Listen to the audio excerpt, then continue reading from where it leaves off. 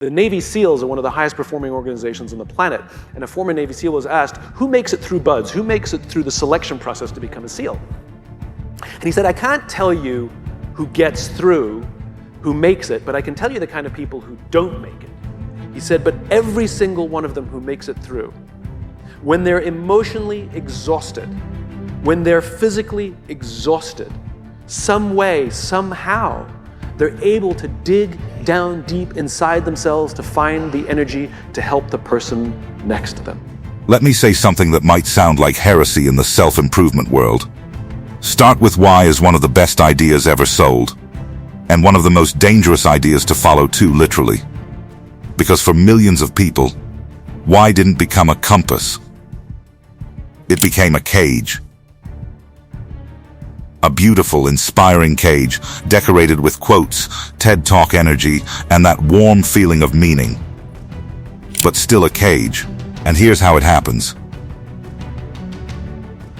You hear, find your why, and suddenly you feel pressure to discover a single perfect life mission, something so grand and poetic that it explains your existence. So you wait. You delay starting the business. You delay applying for the job. You delay creating content. You delay learning the skill. You delay improving your health. Because you tell yourself, I'll move when my why is clear. But what if your why isn't something you discover first? What if it's something you earn later, through action? And so you're making decisions based on how you feel, based on their curated things. I know, I've talked to so many millennials. I know somebody who's out of work, really depressed, and yet she goes and does all these things so she has the appearance of this amazing, successful life. Today I want to do something rare on YouTube. I'm going to critique Simon Sinek's idea with respect, and then give you a modern, practical replacement that works in 2026 realities, attention economy, career uncertainty, and a world that changes faster than your personal philosophy can keep up. Here's the counter-narrative. Start with who and what. Build skills. Solve real problems. Create proof. And let your why emerge from the work, like a photograph developing in a darkroom.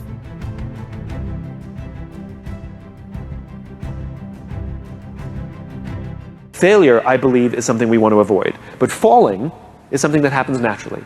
And we want to fall and get up more often. That's what I think is fall fast and get yourself back up, as opposed to lying on the ground and complaining. First, let's be fair.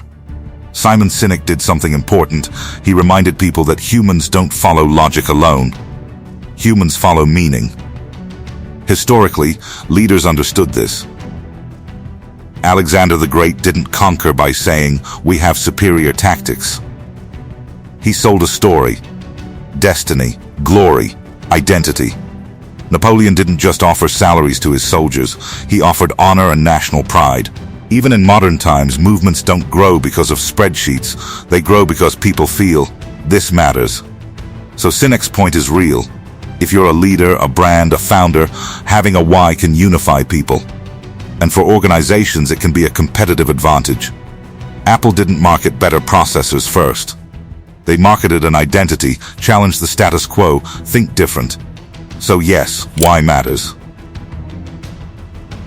But here's the twist. What works brilliantly for an organization or a charismatic leader can backfire for an ordinary person trying to build a life in a chaotic modern world.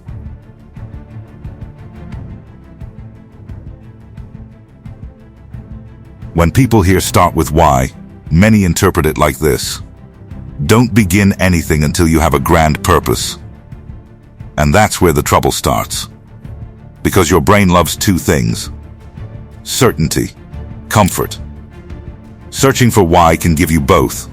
It gives certainty, I'm not starting yet because I'm still figuring it out. It gives comfort, I'm doing deep inner work. But in reality, it can become sophisticated procrastination. This is not laziness. It's fear disguised as philosophy. You don't want to start YouTube because you might fail. So you say, I'm still finding my niche and my why. You don't want to apply for that role because rejection hurts. So you say, I need to find my true calling first. You don't want to learn a difficult skill, coding, writing, public speaking, because it's uncomfortable. So you say, I'm not sure it aligns with my why. And suddenly your life becomes a waiting room. The why trap turns action into a luxury you'll earn after clarity. But clarity often comes after motion.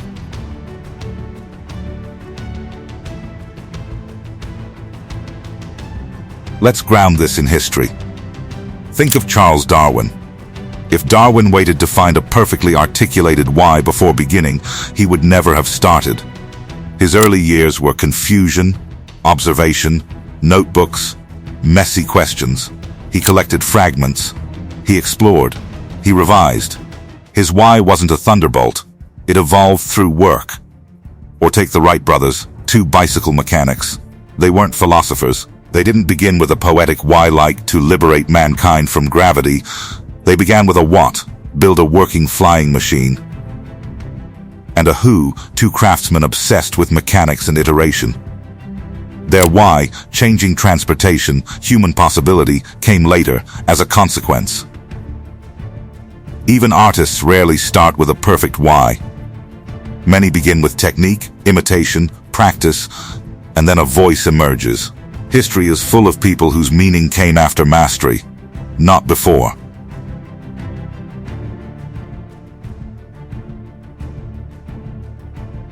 Now let's talk about modern life. In earlier eras, your identity was stable. Your father's profession, your village role, your social class, your predictable ladder. Today, life is non-linear. People change careers 3, 5, 8 times. AI changes what's valuable. Algorithms change which skills pay. The internet makes competition global. So when someone says, find your why, many people freeze because they're trying to carve a permanent identity into a world that's constantly moving. It's like demanding a final answer in a subject where the questions keep changing. So instead of one grand why, a modern person needs something else. And that comes from your skills, your values, the problems you can actually solve, and evidence from reality. Meaning becomes data-informed, not purely emotional.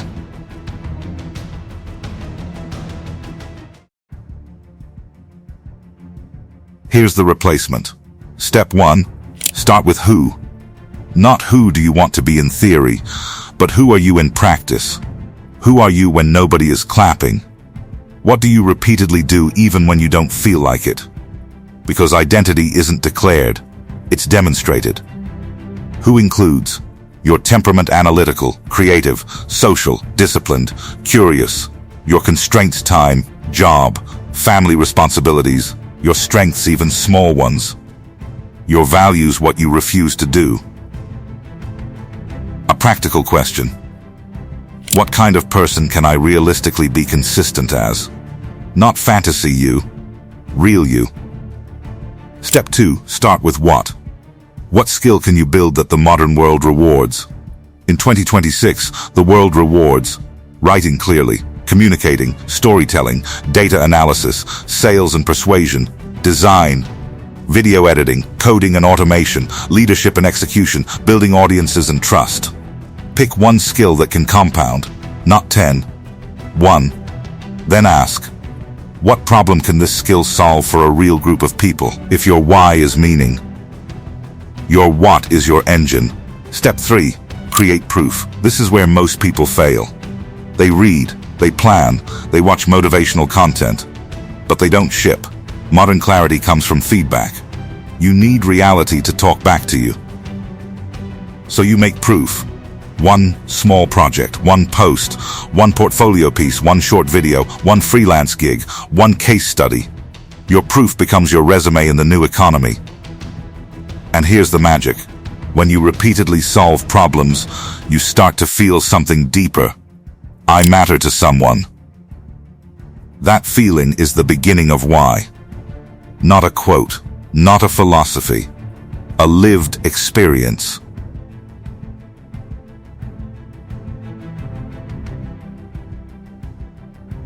This is the paradox. People don't always find meaning and then act.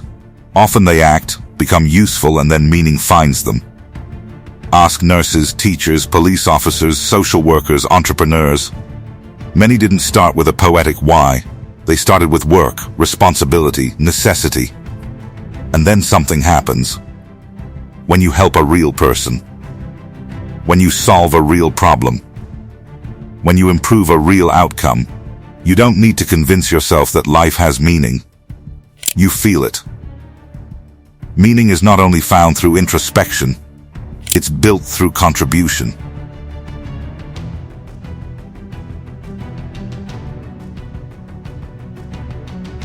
Let's address something deeper.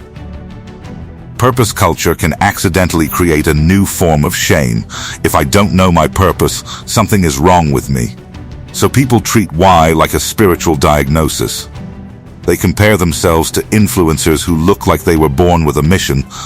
But here's the truth. A lot of people don't have a single why. They have seasons. Sometimes your why is to stabilize your family, to build financial security, to heal, to learn, to regain confidence, to rebuild your health, to master a skill. And that is not a weak why. That is a real why. What's dangerous is the pressure to make your why sound cinematic. Your why doesn't need to impress strangers.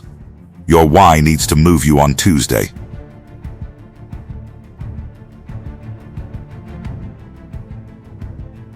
Let's make this actionable. Here's a simple system you can use. W. Work on a valuable skill 30-60 minutes daily. Pick one: writing, speaking, video, sales, coding, design. Keep it boring. Keep it consistent. H. Help a specific group with a specific problem. Not people. Not humanity. A specific group. Examples: students preparing for exams, young professionals who can't focus, small businesses needing reels, job seekers needing resumes, parents needing budgeting systems. O. Output proof weekly. One thing shipped every week. One video. One article. One case study. One portfolio piece. Do this for 8 weeks and you'll experience something powerful. Your why becomes less of a question and more of a direction.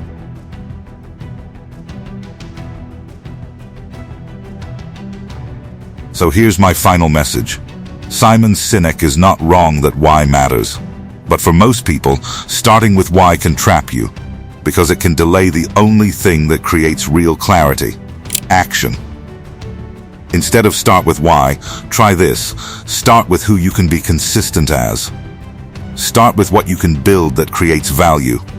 And let your why emerge through contribution, proof, and feedback. In the modern world, your why is not always discovered like a treasure. Sometimes it's forged like a sword. And forging requires heat, repetition, and time. So don't wait for perfect purpose. Start with a small skill. Solve a real problem. Ship proof. Then watch what happens. Your why will stop being a mystery, because it will become your life.